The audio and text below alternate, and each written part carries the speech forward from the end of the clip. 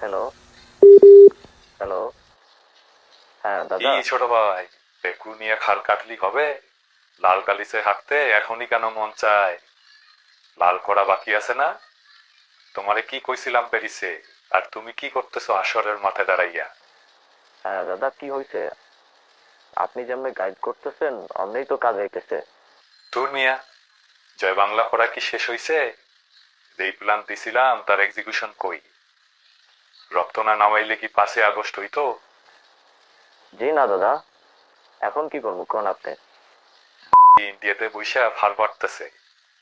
ফাল নাকি আমাগো ফালাইব। জি দাদা। দলের নেতারা কেমনে জানে পানি পায়? আর কথা কইলে যদি বাল রাস্তায় নামে কি হইব বুঝতেছো? জি দাদা। এখন আমি তোমাকে লগে প্রাইভেট ইউনিভার্সিটির জেনজি দেখতেছি না। জি দাদা, এখন কি করবো? জেনজি কেমনে নামাইছিলা বুইলা গেছো মিয়া? না না দাদা।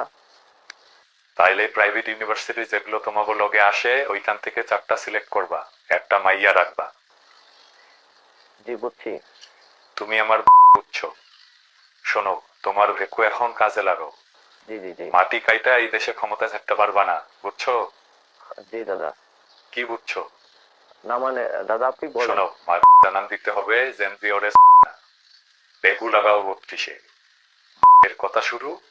ভেকু ঢুকবে মিছিল কইরা। জি দাদা। বাল দিতে আসবো কনফার্ম।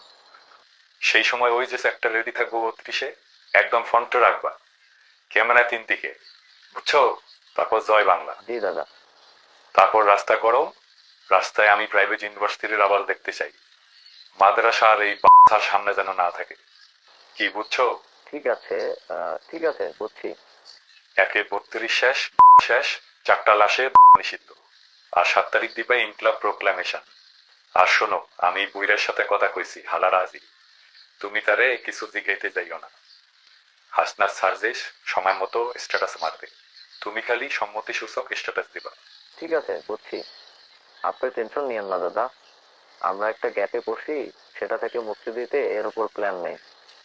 আর দাদা 4টায় ছেলে রাখি। কি মাইয়া মায়া লাগে? কি যে কন্যা দাদা। ঠিক আছে, ডান। ইনকিলাব জিন্দাবাদ।